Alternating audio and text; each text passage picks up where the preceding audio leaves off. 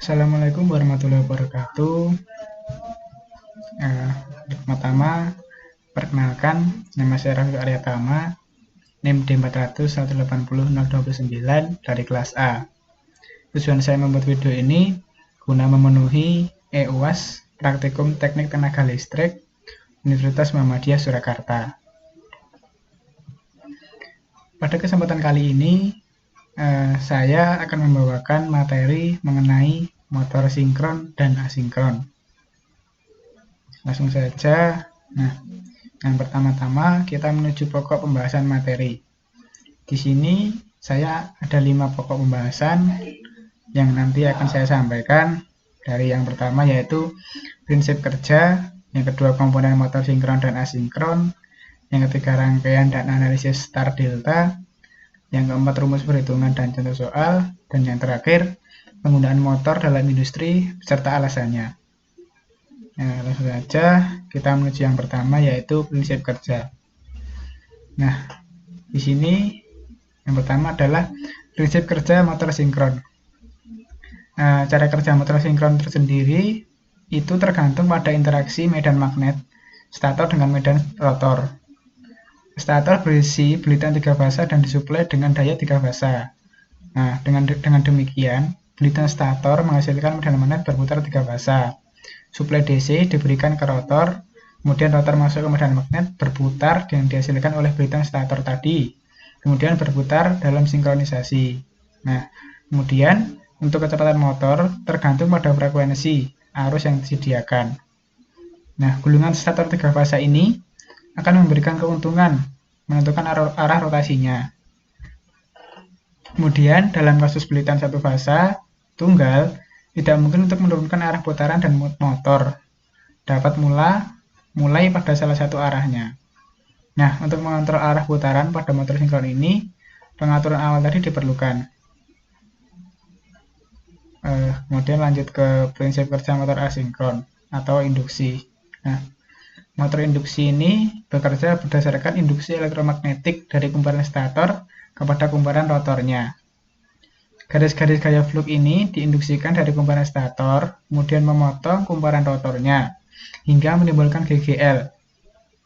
Nah, kemudian penghantar kumparan rotor dialiri arus ini berada dalam garis gaya flux yang berasal dari kumparan stator, sehingga kumparan rotor akan mengalami gaya Lorentz yang menimbulkan torsi, yang cenderung menggerakkan rotor sesuai dengan arah pergerakan medan induksi stator.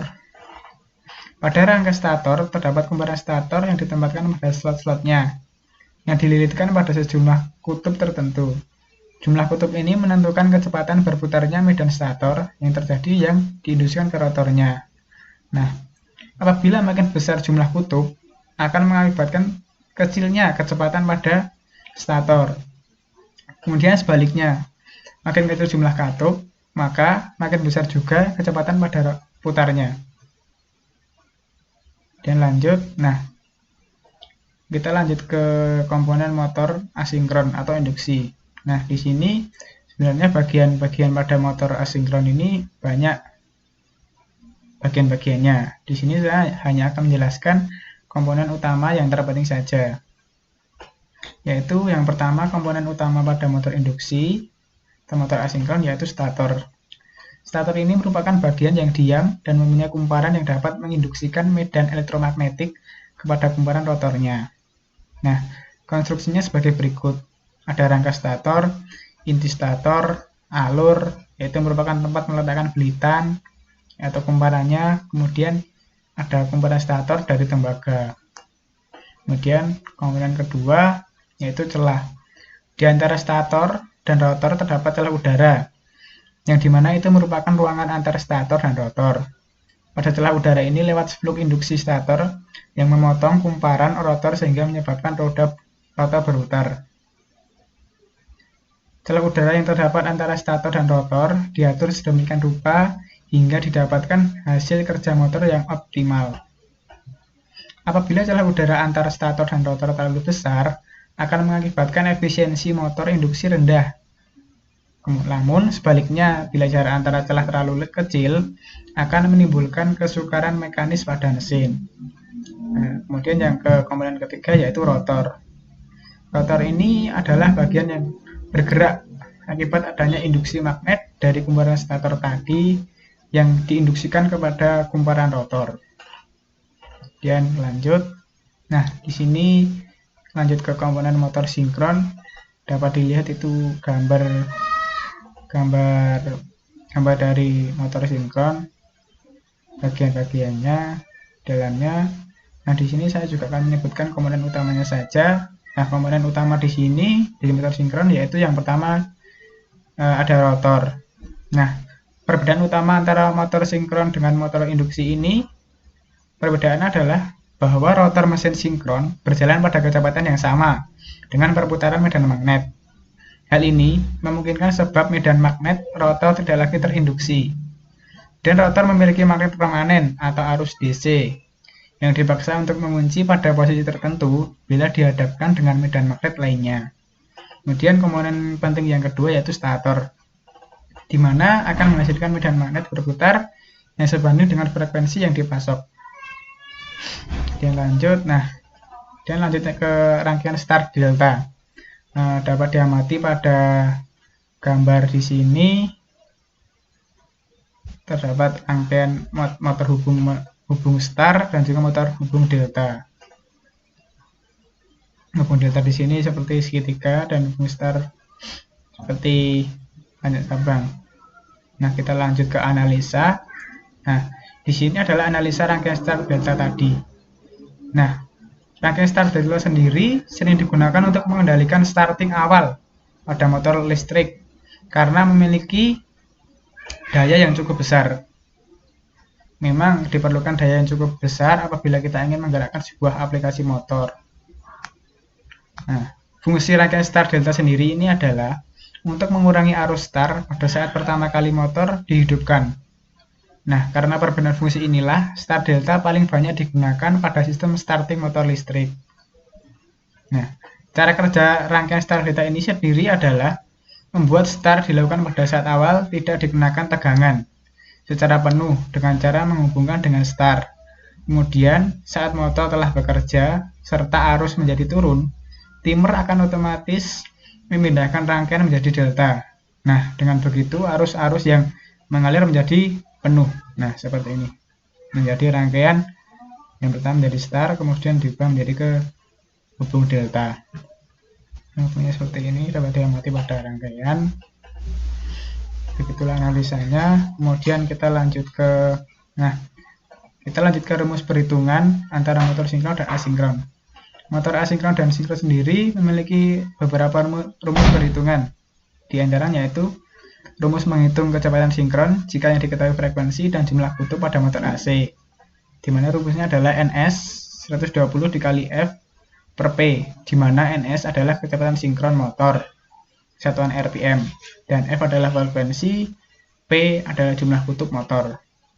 Kemudian, apabila ingin menghitung slip pada motor, NS min N per NS dikali 100, di mana N adalah kecepatan motornya. Kemudian menghitung efisiensi daya motor.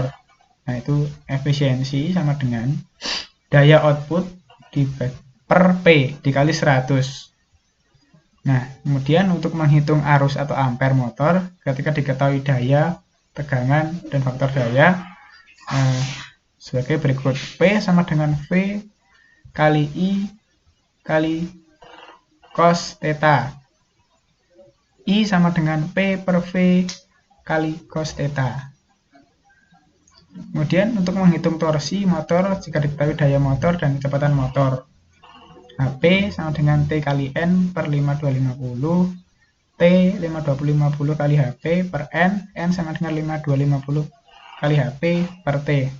5250 di sini adalah ketetapannya, nilai konstannya. Kemudian T adalah torsi motor, N adalah kecepatan putar motor, dan HP adalah daya kuda motor. HP 746 watt HP. Dan kita lanjut ke contoh soal. Di sini ada contoh soal untuk motor sinkron. Nah, di sini boleh lihat bahwa motor sinkron dengan 3 fluk 12 kutub mempunyai impedansi jangka 100 ohm dan reaktansi 0,5 ohm per fasa. Beroperasi dengan 2000 V 30-25 Hz. Bila pengaturan 80% dari kemampuan, hitunglah daya maksimum dan torsi dalam Nm sebelum mesin keluar dari sinkronisasi. Kemudian penyelesaiannya. Diketahui V1 2000 volt dan EB 80%. Nah, dapat disimpulkan bahwa sehingga V2 1600. Nah, 1600 di sini didapat dari 80% dari 2000. Terus dikurangi 2000 jadi 1600 volt dan R 0,5 ohm dan ZS sama dengan 10 ohm. Nah, dilanjut ke jawaban. Daya maksimum yang dihasilkan oleh mesin sinkron yaitu dengan rumus seperti tertera di sini. PD 1 V2 per ZS min V V2 kuadrat R per ZS kuadrat. Oke, lanjut. Nah, kemudian masuk ke rumus max dari ketiga fasa. Nah, PD 2000 per akar 3 dikali 1600 per 10 kali akar 3 min 1600 per akar 3 kuadrat kali 0,5 per 10 kuadrat, sehingga didapat hasil 307 200 watt. Nah, ini adalah daya maksimumnya. Kemudian untuk menghitung torsi maksimal, terlebih dahulu dihitung untuk kecepatan mesin sinkron 12 kutub dengan dicari 120 dikali 25 per 12 dihasilkan 250 rpm. Kemudian kita langsung menghitung Tmax-nya pada kondisi daya maksimum. Torsinya Tmax kali omega sama dengan 307 200 watt. Itu hasil yang didapat dari daya maksimum tadi. Kemudian dengan rumus seperti ini, Tmax kali 2pi kali 250 per 60 367 200 Tmax 307 kali 60 per 2 kali pi kali 250. 250 itu tadi yang didapat di atas kecepatan mesin sinkron 12 kutub, sehingga didapat bahwa torsi maksimalnya 11.724 Nm. Itu untuk motor sinkron. Kemudian kita lanjut ke soal motor asinkron. Nah, di sini ada soal bahwa motor induksi satu fasa dengan daya output 10 kW, tegangan 500 volt dan arus 30 ampere dan cos pi 0,75 lagging. Jika motor induksi tersebut bekerja pada frekuensi 50 Hz dan mempunyai 4 pasang kutub, motor tersebut dijalankan dengan putaran 1460 rpm. Sedangkan resistansi dan reaktansi rotor berturut-turut adalah 1 pi dan 1 ohm dan 4 ohm. Kemudian tentukan A. Hitung daya input, B. Efisiensi motor, dan loss motor, C. Putaran motor dan slip yang terjadi, D. Torsi beban penuh dan torsi maksimum. Kemudian lanjut ke jawaban. Diketahui Pout 10 kW, cos pi 0,75, N 1460, P sama dengan 500 volt, F sama dengan 50 Hz, R2 1 ohm, I 30A, P sama dengan 4 pasang kutub, Q2 sama dengan 4 ohm. Didapat penyelesaiannya yaitu menghitung daya input, kita menggunakan rumus V dikali I kali cos, sehingga didapat 500 dikali 30 dikali 0,75 dan didapat hasil 11.250 watt.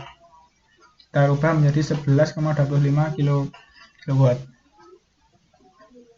Kemudian yang B menghitung efisiensi motor dan losses motor dengan rumus efisiensi Pout per Pin dikali 100 sehingga didapat 10 kW per 11,25 kW tadi yang didapat dari daya input dikali 100% sehingga didapat 88,88%.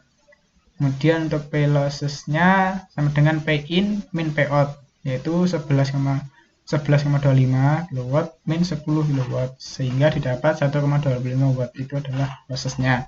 Kemudian untuk C menghitung putaran motor dan slip yang terjadi. Nah, di sini menggunakan rumus NS sama dengan 120 F per P sehingga didapat 120 dikali 50 dibagi 4 didapat hasil 1500 rpm. Nah, untuk kecepatan slipnya NS min NR, sehingga didapat NS tadi 1500 dikurangi 1460 sama dengan 40. Untuk slip sama dengan 40 per 1500 dikali 100%, sehingga didapat 2,67%. Dan untuk D, torsi beban penuh dan torsi maksimum. Nah, untuk torsi beban penuh menggunakan rumus 2 kali S kali R2 per X2, sehingga didapat 2 kali 2,6 per 100 dikali 1 per 4.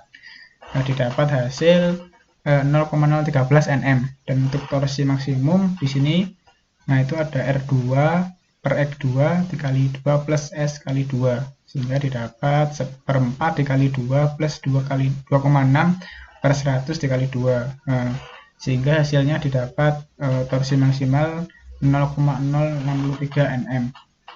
Nah, ini adalah contoh beberapa sedikit soal untuk motor asinkron. Untuk pembahasan pokok terakhir kita lanjut ke untuk penggunaan motor dalam industri beserta alasannya. Motor di sini banyak sekali terbagi dalam beberapa jenis. Di sini saya hanya mengambil sampel saja untuk pengaplikasiannya dan juga alasannya. Yang pertama, jenis motor Sun. Ini contoh digunakannya untuk penggunaan mesin bubut, mesin drills, boring mills, pembentuk, dan spinning. Alasannya dikarenakan motor Sun mempunyai kecepatan hampir konstan. Pada tegangan jepit konstan, motor ini mempunyai putaran yang hampir konstan walaupun terjadi perubahan beban. Perubahan kecepatan hanya sekitar 10%. Misalnya untuk pemakaian kipas angin, blower, pompa sentrifugal, elevator, pengaduk mesin cetak, dan juga untuk pengerjaan kayu dan logam. Nah, kemudian untuk motor seri. Nah, motor seri ini contohnya digunakan pada elektrik traktor, elevator, kompresor udara, penyedot debu, dan pengering rambut. Nah, alasannya dikarenakan motor-motor seri cocok untuk penggunaan yang memerlukan torsi penyaluran awal yang tinggi, seperti derek dan alat pengangkat hoist juga. Itu juga contohnya. Kemudian untuk contoh yang terakhir, jenis motor DC. Contohnya pada aplikasi motor DC sebagai penggerak pintu geser pada otomatisasi sistem monitoring ruangan penyimpanan database menggunakan PLC Omron CPMA CPM1A I per 0,30. Alasannya dikarenakan kemudahan dalam pengaturan kecepatan juga besar torsinya. Alhamdulillah, kiranya itu saja yang dapat saya sampaikan. Semoga presentasi ini dapat bermanfaat bagi saya sendiri maupun orang lain. Terima kasih. Wassalamualaikum warahmatullahi wabarakatuh.